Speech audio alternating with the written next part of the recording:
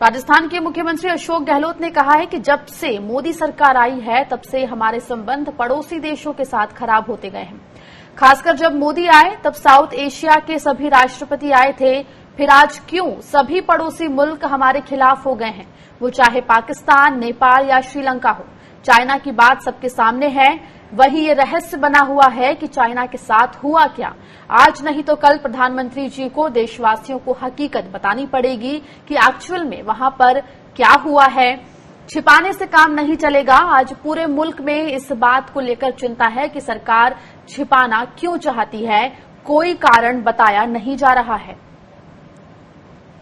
आज देश जिस दशा से गुजर रहा है उसको लेकर देशवासी बहुत चिंतित है। सरकार की तरफ से कोई जवाब आ नहीं रहे हैं और चाइना को लेकर तो बहुत आक्रोश है। आज नहीं तो कल प्रधानमंत्री जी को हकीकत बतानी पड़ेगी देशवासियों को कि एक्चुअल में हुआ क्या वहां पर।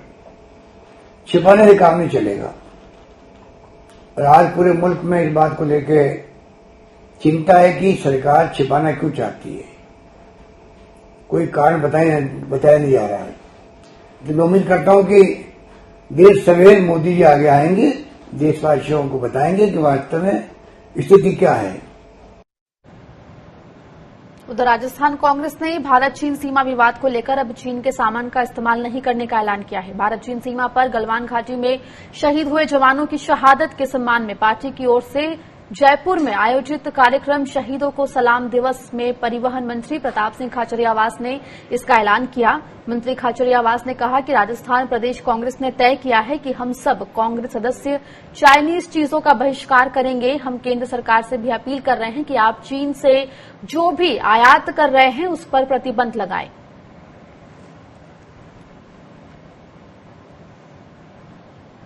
इस बीच आपको बड़ी खबर बता दें, जयपुर में पतंजलि योग पीठ के संस्थापक बाबा रामदेव के खिलाफ मुकदमा दर्ज हुआ है। जयपुर के ज्योति नगर थाने में ये मुकदमा दर्ज हुआ है। बाबा रामदेव, आचार्य बालकृष्ण, पतंजलि इंस्टीट्यूट के साइंटिस्ट डॉक्टर अनुराग वैष्णव, नीम्स के डायरेक्टर डॉक्टर बलबीर सिंह तोमर और डॉक्टर अनुराग तोमर के खिलाफ मुकदमा दर्ज हुआ है। ये मुकदमा एडवोकेट बलराम जाखड़ और अंकित माथुर की रिपोर्ट पर दर्ज हुआ है। धोखाधड़ी और drug and magic remedies act 1954 के तहत ये मामला दर्ज किया गया है।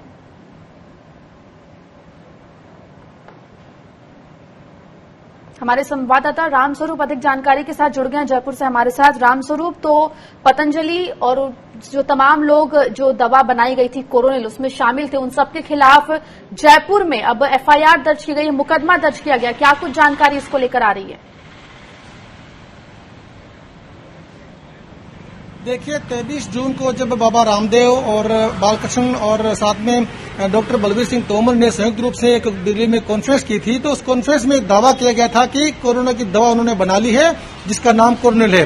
बाकायदा टेबलेट को हाथ में लेकर के टेबलेट की जो डब्बियां हैं वो दिखाते हुए और ये दावा किया गया था कि उन्होंने इसका परीक्षण किया है, जबकि ये सबके सामने है कि अभी तक कोरोना की कोई दवाई नहीं बनी है, कहीं नहीं बनी है। ऐसे में कैसे बिना अनुमति के, बिना किसी अनुमति के बावजूद भी दवाई कैसे बना ली, कैसे इनका क्लिनिकल ट्रायल कर लिया, ये बड़ी अजीब बात थी। इसको लेकर के जयपुर के जो एडवोकेट हैं उसने कल दवाई की दुकान पर गया दवाई लेने के लिए, तो वहां उन्हें पता चला कि ये दवाई थोड़े दिन बाद मार्केट में दुकानों में उपलब्ध होगी।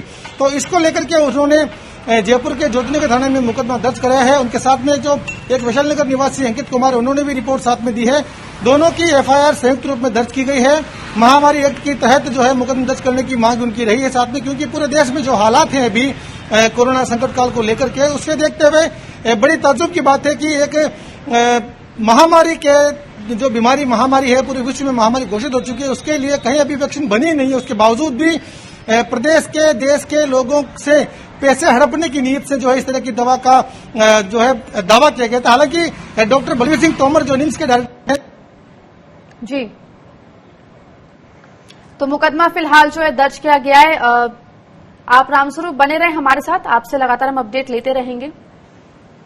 इधर राजस्थान सरकार के स्वास्थ्य विभाग ने जयपुर स्थित नीम्स अस्पताल को एक नोटिस जारी किया है, जिसमें कोरोना मरीजों पर पतंजलि आयुर्वेद ड्रग काउंसिल की दवाई कोरोनिल के ट्रायल को लेकर जवाब मांगा गया है। जयपुर के मुख्य चिकित्सा एवं स्वास्थ्य अधिकारी डॉक्टर नरोत्तम शर्मा ने कहा कि हमने 3 दिनों में जवाब देने को कहा है। उन्होंने कहा कि अस्पताल ने ट्रायल के लिए राज्य सरकार को न तो सूचित किया और न ही अनुमति मांगी। हम आपको बता दें कि राजस्थान सरकार ने स्पष्ट किया है कि राज्य में आयुष मंत्रालय की अनुमति के बिना दवा का उपयोग दवा के रूप में नहीं किया जा सकता है। राज्य के स्वास्थ्य मंत्री डॉक्टर रघु शर्मा ने भी कहा था कि कोरोना वायरस संक्रमण के इलाज के लिए दवा के रूप में किसी भी दवा की बिक्री के मामले में विक्रेता के खिलाफ सख्त कार्रवाई की जाएगी।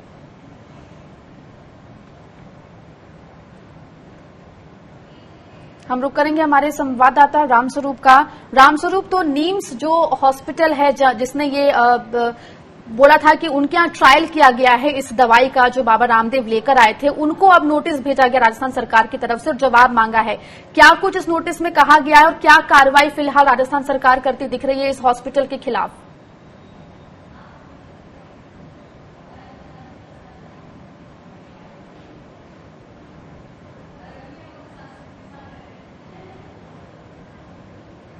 तो रामस्वरूप से संपर्क हम साधने की कोशिश करेंगे। इस बीच आपको बता दें कि राजस्थान सरकार के स्वास्थ्य विभाग ने जयपुर स्थित नीम्स हॉस्पिटल को नोटिस जारी किया है, जिसमें कोरोना मरीज पर पतंजलि आयुर्वेद ड्रग काउंसिल की दवाई कोरोनिल के ट्रायल को लेकर जवाब मांगा गया है। आपको बता दें हमारे संवाददाता रामस्वरूप जुड़ गए हमारे साथ। रामस्वरूप, तो नीम्स हॉस्पिटल जिसने ये ट्रायल किया था इस दवाई का जो रामदेव लेकर आए थे, उसको अब नोटिस गया है सरकार की तरफ से। क्या कुछ इस नोटिस में और क्या कुछ कार्रवाई राजस्थान सरकार करती दिख रही है इस हॉस्पिटल के खिलाफ? देखिए, 2 दिन पहले जयपुर के जो सीएमएचओ हैं डॉक्टर नरोत्तम शर्मा, उन्होंने निम्स को नोटिस दिया था और 3 दिन में जवाब देने के लिए कहा था। हालांकि आज तीसरा दिन है, अभी तक दोपहर तक कोई जवाब निम्स की तरफ से दिया नहीं गया है। लेकिन इसी बीच एक बड़ी बात ये मालूम चली है कि डॉक्टर बलवीर सिंह तोमर ने बाबा रामदेव से किनारा कर लिया है। यानी कि जो दावा बाबा रामदेव ने कोरोना दवा को लेकर के किया था कि ये कोरोना की दवा है जिससे मरीज 100% ठीक होते हैं, इस दवा को लेकर के डॉक्टर बलवीर सिंह तोमर ने किनारा कर लिया है। उन्होंने साफ तौर पर कह दिया है कि उनके अस्पताल में कोरोनिल नाम की दवा का परीक्षण नहीं किया गया है, क्योंकि जब जैसे ये मामला विवाद में आया था 23 तारीख की शाम के बाद में, तब से ही जो है इस मामले में खुद को घिरते हुए देखने के बाद में डॉक्टर बलवीर सिंह तोमर ने इस मामले से पूरे से किनारा कर लिया और साफ तौर पर कह दिया कि मैंने दवाई बनाई नहीं है, न मैं दवाई बेच रहा हूं। जो बेचने वाले जाने और बनाने वाले जाने, उन्हें इस बात से कोई मतलब नहीं है और न ही उन्होंने कोरोना दवा का यहाँ पर कोई परीक्षण किया है। लेकिन अब बात यह है कि जहां तक ट्रायल की बात है, तो अब जो दावा वहां पर प्रेस कॉन्फ्रेंस के दौरान डॉक्टर बलवीर सिंह तोमर की मौजूदगी में बाबा रामदेव द्वारा आचार्य बालकृष्ण के द्वारा जो किया गया था, उसको लेकर के नोटिस जो जारी किया गया है, उसमें जवाब का फिलहाल इंतजार है। जवाब में अब क्योंकि साफ तौर पे राजस्थान सरकार से अनुमति नहीं ली गई थी किसी भी ट्रायल की, न ही जयपुर के जो डॉक्टर सीएमएचओ हैं डॉक्टर नरोत्तम शर्मा, उनसे किसी भी तरह की कोई अनुमति नहीं ली गई थी। ऐसे में ट्रायल हो कैसे गया, ये दावा कर कैसे गया? ये साफ तौर पे प्रदेश के लोगों से, देश के लोगों से सीधे धोखाधड़ी का मामला बनता है। इसी लिहाज से जयपुर के 2 एडवोकेट ने ये मुकदमा दर्ज कराया है और चिकित्सा मंत्री ने तो साफ तौर पर केंद्र सरकार से मांग की है कि केंद्र सरकार को चाहिए कि वो तुरंत बाबा रामदेव के खिलाफ मुकदमा दर्ज करे। जी रामस्वरूप, जो डॉक्टर हैं नीम्स के तोमर, उनके खिलाफ जो एफआईआर भी दर्ज की गई है। हालांकि उनका कहना है कि वो बिल्कुल भी इसमें इन्वॉल्व नहीं थे, लेकिन जो प्रेस कॉन्फ्रेंस हुई थी उसमें वो साथ में बाबा रामदेव के बैठे थे। तो सरकार अब उनके खिलाफ क्या एक्शन लेती नजर आ रही? क्योंकि हॉस्पिटल प्रशासन से तो जवाब तलब किया है, लेकिन पर्टिकुलरली अगर तोमर की बात करें तो उनके खिलाफ क्या एक्शन लेती नजर आ रही है? देखिए, शुरुआत में जब डॉक्टर बलवीर सिंह तोमर वहां मौजूद थे प्रेस कॉन्फ्रेंस के अंदर, जब बाबा रामदेव इस तरह का दावा किया था, तब अगर वहां पर क्लिनिकल ट्रायल नहीं हुआ है किसी दवाई का तो उनको वहीं पर कहना चाहिए। लेकिन प्रेस कॉन्फ्रेंस के दौरान डॉक्टर बलवीर सिंह तोमर ने किसी बात का ऐसे इनकार नहीं किया था कि हमारे यहाँ ट्रायल नहीं हुआ है। लेकिन जैसे ही 23 तारीख की शाम को उनको लगा कि ये मामला पूरी तरह से उनके विपरीत जाने वाला है, उनके खिलाफ जाने वाला है, उसके बाद उन्होंने अन्नी काटना शुरू कर दिया है। जी रामस्वरूप, शुक्रिया इस तमाम जानकारी के लिए। उधर कोरोना संकट को देखते हुए राजस्थान सरकार ने बड़ा फैसला लिया है। प्रदेश के मेडिकल कॉलेजों के प्रिंसिपल, डीन समेत कई पदों और अस्पतालों के सुपरिटेंडेंट, डिप्टी सुपरिटेंडेंट के कई पदों पर तैनात ऑफिसर्स की रिटायरमेंट की उम्र अब 1 साल बढ़ाकर 63 साल कर दी गई है। इससे एसएमएस मेडिकल कॉलेज प्राचार्य डॉक्टर सुधीर भंडारी का कार्यकाल 1 साल बढ़ जाएगा। इस संबंध में शुक्रवार देर रात आदेश जारी किए गए। आपको बता दें कि 17 अप्रैल 2018 को राज्य सरकार ने प्रशासनिक पदों पर कार्यरत चिकित्सक शिक्षकों की रिटायरमेंट उम्र 62 वर्ष तय की थी। अब कोविड-19 के हालातों को देखते हुए सेवा नियमों में ये शिथिलता दी गई है। राजस्थान में कोरोना के मरीजों की संख्या में तो लगातार वृद्धि हो रही है, लेकिन यहां रिकवरी रेट भी लगातार बढ़ता दिखाई दे रहा है। अब सरकार इस एक्शन प्लान पर काम कर रही है कि प्रदेश में कोरोना वायरस से कम लोगों की मौत हो। राजस्थान सरकार अब प्रदेश में एंटीजन टेस्ट करवाएगी, जिससे यहां जांचों का दायरा बढ़ने में मदद मिलेगी। वहीं इसके साथ ही त्वरित रिपोर्ट होने से भी मृत्यु दर को कम करने की कोशिश की जाएगी। एंटीजन टेस्ट को लेकर मुख्यमंत्री अशोक गहलोत ने घोषणा कर दी है। उन्होंने कोरोना फ्रंट लाइनर से बात करते हुए कहा कि प्रदेश में कोरोना से हो रही मौतों को निरंतर कम करते हुए न्यूनतम स्तर पर लाना हमारा लक्ष्य है। कोविड-19 की अधिक से अधिक जांच के लिए प्रदेश में जल्द ही एंटीजन टेस्ट शुरू होंगे। यदि एंटीजन टेस्ट सही पाया जाता है तो इससे जांच का दायरा बढ़ाने और शीघ्र रिपोर्ट प्राप्त करने में मदद मिलेगी। इस पूरे मुद्दे पर बात करने के लिए हमारे साथ हमारे रेसिडेंट एडिटर संजय वोरा जी जुड़ गए हैं जयपुर से। संजय जी, तो रिकवरी रेट राजस्थान में बेहतर है पूरे देश से, वो सबको दिख रहा है, लेकिन जो डेथ रेट है उसे अब कंट्रोल करने के लिए सरकार नया एक्शन प्लान लेकर आई है, एंटीजन टेस्ट करेगी। क्या ये पूरा प्लान है और किस तरह से इसे एग्जीक्यूट किया जाएगा? देखिए, आपको अगर ध्यान हो तो पहले चाइना से रैपिड टेस्ट किट मंगवाए गए थे। उसकी वजह ये थी कि चूंकि जो RT-PCR टेस्ट होता है उसमें रिपोर्ट आने में काफी समय लगता है और एक क्रूशियल समय निकल जाता है मरीज का इलाज शुरू होने में, तो इसलिए वो रैपिड टेस्ट किट मंगवाए गए थे, लेकिन वो क्वालिटी के नहीं थे और उनमें रिपोर्ट्स बहुत गड़बड़ आ रही थी, तो इसलिए उनको बंद कर दिया गया। राज्य सरकार ने समय रहते ये फैसला लिया था। अब ये एंटीजन टेस्ट जो है वो US FDA ने अप्रूव दिया है। इसमें फर्क ये है कि जो हमारी बॉडी का जो इम्यून सिस्टम है वो एक कोई भी चीज जब हमारे अंदर जाती है, कोई भी सब्सटेंस हमारी बॉडी में आता है या कोई वायरस आता है, तो उसका वो एक प्रोटीन रिलीज करते हैं। तो उस प्रोटीन रिलीज होने उसको जब आइडेंटिफाई हो जाएगा तो हम जल्द पता लगा सकते हैं और जो समय की जो बचत होगी उस बचत से काफी हमको जो सरकार है उसको ये आसानी होगी कि वो पता लगा सके कि कहाँ किन मरीजों में ये कोरोना वायरस की मौजूदगी है, क्योंकि इतनी बड़ी जनसंख्या है और उस बड़ी जनसंख्या में यदि हम RT-PCR टेस्ट के थ्रू अगर हम जाते हैं तो काफी समय लग सकता है और मामले बहुत बढ़ सकते हैं और हमको पता भी नहीं चलेगा कि कितने लोगों में ये फैला हुआ है। इसलिए ये एंटीजन टेस्ट का फैसला किया गया है और ICMR से फिलहाल तो 200 किट आएंगे और उम्मीद है कि आगे जैसे जैसे समय बढ़ेगा इन टेस्ट किट्स की संख्या बढ़ेगी और तब ज्यादा से ज्यादा संख्या में एंटीजन टेस्ट हो पाएंगे। जी, तो कहीं ना कहीं टेस्टिंग बढ़ाकर जो डेथ रेट है या फिर जो संक्रमित व्यक्ति है उनको ढूंढा जाएगा और फिर उनका इलाज किया जाएगा। वोरा जी, एक और ही जानना चाहूंगी कि रिसोर्सेज की अगर हम बात करें तो क्या इतने रिसोर्सेज है सरकार के पास कि इस पूरे प्लान को ठीक तरीके से और समय रहते एग्जीक्यूट करा जा सके? रिसोर्सेज की सरकार के पास कमी नहीं है, बल्कि इसमें तो रिसोर्सेज कम लगेंगे। कारण इसका यह है कि जो RT-PCR टेस्ट है उसमें समय लगता है, तो काफी समय तक आपके जो आप जाते हैं एक के पास आप स्वाब लेते हैं और कलेक्ट करना होता है। इसमें चूंकि ये त्वरित टेस्ट होगा, इसमें समय कम लगेगा, तो इसलिए आपका मैन पावर है वो ज्यादा लोगों तक कम समय में पहुंच पाएगा। जी, संजय जी, आप हमारे साथ बने रहें, लगातार आपसे हम जुड़े हुए हैं।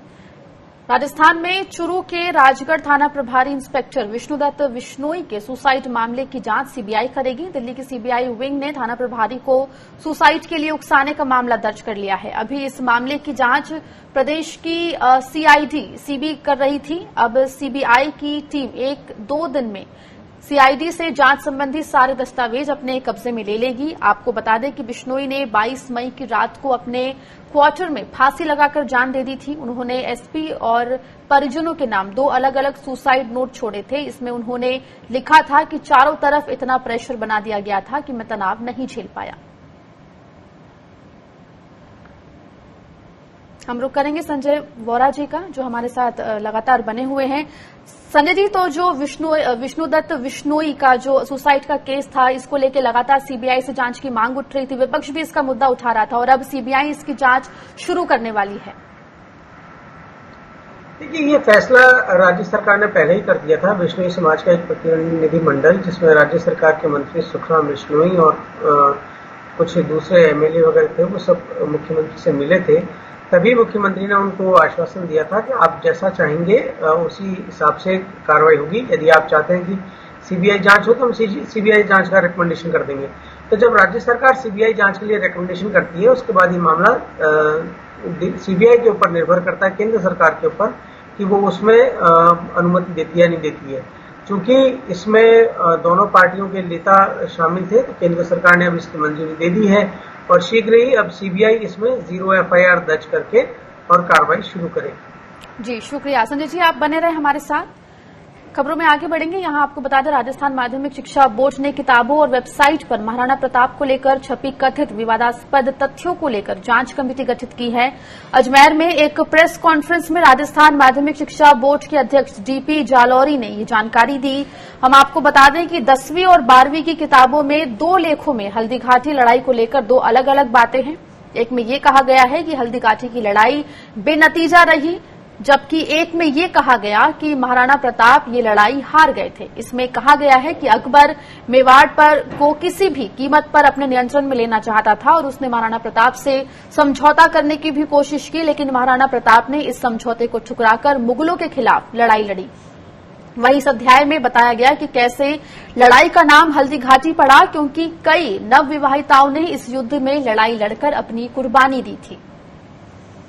रुक करेंगे संजय वोरा जी का। संजय जी, तो हल्दीघाटी को लेकर जो सीबीएसई की 10वीं और 12वीं की किताबों में जो चैप्टर है, उसको लेकर जो विवाद है, उसको सुलझाने के लिए अब एक कमेटी का गठन किया गया है। क्या कुछ ये पूरा मामला है और किस तरह से कमेटी काम करेगी? आकांक्षा जी, ये मामला पूरी तरह राजनीतिक है। इसमें एकेडमिक बहस का कोई गुंजाइश नहीं है। और हमने जब पहले चर्चा की थी तो मैंने कहा था कि बेहतर होगा कि यदि राजस्थान सरकार जो है वो एनसीईआरटी की किताबों को यहाँ पर लागू कर दे। और अब पूरा अगर आप बयान देखें तो यही होने जा रहा है। अगले सत्र में हो सकता है कि अब एनसीईआरटी की ही बुक्स लागू यहाँ पर कर दी जाए, तो उसके बाद विवाद की कोई गुंजाइश नहीं बचेगी। रही सवाल इस कमेटी का, ऐसी कमेटियां राजस्थान सरकार में पता नहीं न जाने कितनी गठित हुई हैं और आज तक उनकी रिपोर्ट्स का किसी को कुछ पता नहीं है। रही बात इतिहास या तथ्यों से छेड़छाड़ की, तो मैं आपको बता दूं कि ये तो सब्जेक्टिव मैटर है। लेकिन जब भारतीय जनता पार्टी की सरकार थी तो इसमें आपको याद होगा सुभद्रा कुमारी चौहान की एक बहुत प्रसिद्ध कविता है, खूब लड़ी मर्दानी वो तो झांसी वाली रानी थी। उसमें मध्य प्रदेश सरकार ने तो उस पूरी कविता को ही किताब से उड़ा दिया और राजस्थान सरकार ने उसमें से एक पोर्शन हटा दिया, जो कि ग्वालियर का जो सिंधिया राजघराना है उसके ऊपर, चूंकि उसमें कहा था कि वो लक्ष्मीबाई की उसने मदद नहीं की थी, वो वाला पोर्शन। तो ये सरकार जो राष्ट्रवादी सरकार होने का, पार्टी होने का दावा करती है, उसने ये काम किया। तो ये चीजें चलती रहती है, ये राजनीति से रिलेटेड है, इसमें एकेडमिक बहस की कोई गुंजाइश नहीं है जी। और अब चूंकि एनसीईआरटी की किताबें लागू होगी तो विवाद की कोई गुंजाइश नहीं रहेगी। जी, शुक्रिया संजय जी इस तमाम जानकारी के लिए।